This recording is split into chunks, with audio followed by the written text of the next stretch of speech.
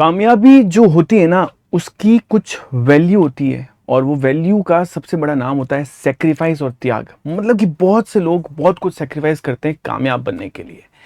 अभी जो पर्टिकुलर री एग्जाम होने जा रहा है, आई नो आप अपने टाइम का, आप अपने करियर के सबसे इंपॉर्टेंट टाइम का एक त्याग कर रहे हैं, बट इस री एग्जाम के कुछ बेनिफिट हो सकते हैं कुछ स्टूडेंट्स, कुछ टाइप ऑफ स्टूडेंट्स को, और डेफिनेटली वो बेनिफिट्स हैं। देखो, अभी बहुत ज़्यादा नेगेटिव नेगेटिव सोचकर 20 दिन बाद वाले एग्ज़ाम के लिए हम यहाँ पर नेगेटिव पर्सपेक्टिव बना के चलेंगे तो एग्ज़ाम और ख़राब हो जाएगा।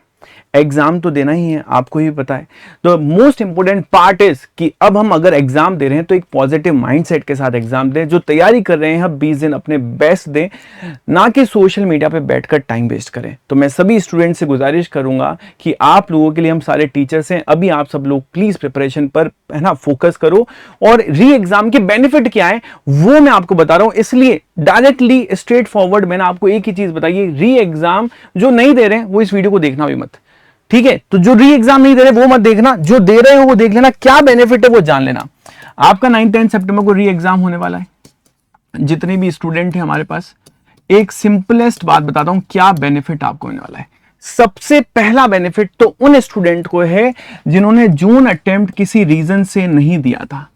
जून अटेम्प्ट किसी रीजन से नहीं दे पाए थे, वो उन्होंने फॉर्म फिल किया था, सब कुछ किया था, बट जून अटेम्प्ट नहीं दे पाए। तो यस बेटा, उनके पास चांस है। आपने रजिस्ट्रेशन किया था, आपने एग्जाम फॉर्म फिल किया था, तो यस आपके पास चांस है, आप 9 सितंबर 10 सितंबर वाले एग्जाम में बैठ सकते हैं सर। तो एक तो सबसे बड़ा बेनिफिट उन स्टूडेंट को है जो किसी रीजन वाइज, है ना, कोई भी रीजन हो सकता है, अनसर्टेनिटी हो सकती है, तभी एग्जाम बच्चा नहीं दे सकता है, अदरवाइज तो हर केस में एग्जाम दिया होगा। बट कुछ बच्चों के साथ कुछ ऐसी अनसर्टेनिटी हुई थी उस वक्त पे जिन्होंने एग्जाम नहीं दिया, तो उनके पास एक समय है, वो एग्जाम दे सकता है। Point number two, yes definitely यहां पर एक ट्रांसपेरेंसी, क्योंकि एनटीए की जो पुरानी टीम थी वो बिल्कुल चेंज हो गई है। अभी जो नई टीम है उसने ट्रांसपेरेंट होने का दावा किया है। ये जो पेपर सारे आपके पुराने बने थे वो सारी पुरानी टीम के थ्रू बने थे। अब जो टीम है वो चाहती है कि हम ट्रांसपेरेंसी दिखाएं स्टूडेंट के लिए, अकाउंटेबल हो स्टूडेंट के लिए। इसलिए सोशियोलॉजी जिसमें लीक हो गया था पेपर, कॉमर्स और यहां पे इंग्लिश लिटरेचर जहां पे मैक्सिमम पीवाईक्यूज रिपीट थे। हालांकि यहां पे दो चीजें आती है कि पीवाईक्यू हर बार रिपीट होते हैं, सेकंड चीज आती है कि यहां पे मैक्सिमम पीवाईक्यू का रिपीट होना, क्योंकि यार जिस बच्चे ने 15 दिन पहले वो पीवाईक्यूज पढ़ लिए होंगे तो उसका भी एग्जाम सेम गया होगा, और 6 महीने पहले जिसने पीवाईक्यू पढ़ लिए होंगे उसका भी एग्जाम सेम गया होगा।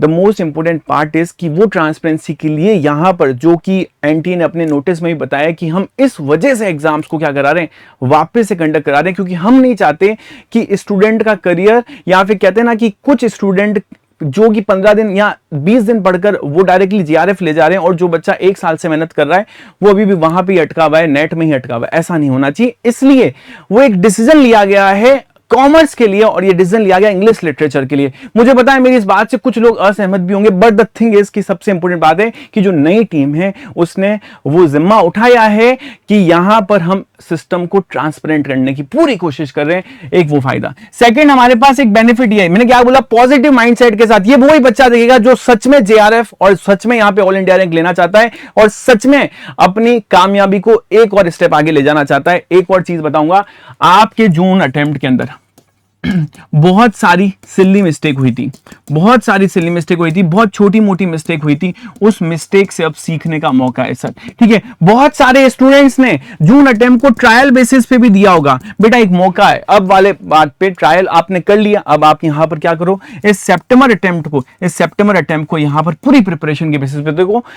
एक बार फिर से कह रहा हूं कि अब यहां पर जो कामयाबी मिलती है वो बहुत सारे त्याग के बाद मिलती है। बड़े बड़े वॉरियर्स की कहानी आपने सुनी होगी, उनके साथ भी बहुत सारी चीजें गलत हुई है, बहुत सारी चीजों के लिए वो लड़े हैं, और तब जाकर उनके वो पर्टिकुलर है ना यहां पर कामयाबी हासिल हुई है, सक्सेस हासिल हुई है। तो अगर आपको भी जीआरएफ चाहिए तो इसके लिए थोड़ा सा हमें आगे बढ़ना होगा, लड़ना होगा, और जब उस लेवल पे पहुंच जाएंगे, क्योंकि ये 20 दिन अगर आपने वेस्ट कर दिए तो शायद यहां पर ठीक है, आप बाद में रिग्रेट करोगे कि यार 20 दिन प्रिपरेशन कर लेता अच्छे से तो बात ही कुछ और होती। समय दिया था भगवान ने, एक और अपॉर्चुनिटी दी थी, भले भी कैसे भी अपॉर्चुनिटी दी गई हो, बट वो अपॉर्चुनिटी आपको एक बार मिली है। तो ये 20 दिन आप अपने मत गवाओ, किसी भी पर्टिकुलर जगह पर टाइम मत वेस्ट करो, सिर्फ एक ही जगह पे टाइम को इन्वेस्ट करो, वो है आपकी प्रिपरेशन। और वो प्रिपरेशन आपको जेआरएफ, आपका नेट क्वालिफाइड का सपना जो अब तक था वो पूरा करेगी, डेफिनेटली करेगी। तो प्लीज बी पॉजिटिव, यहां पर हमें रहना है। आपके लिए जो काम करना है वो हम सब टीचर्स करेंगे। अभी आपके पास 20 दिन है, उस 20 दिन को पूरा का पूरा अपनी प्रिपरेशन दो।